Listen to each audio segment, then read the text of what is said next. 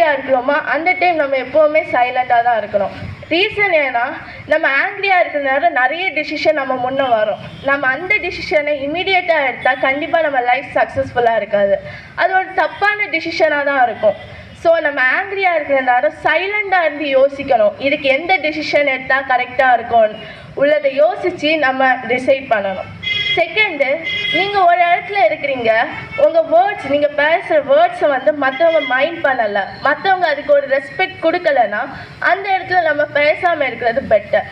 நம்ம ஒரு விஷயத்த சாதிச்சுட்டு மற்றவங்ககிட்ட பேசினா அதுக்கு ஒரு வேல்யூ இருக்கும்.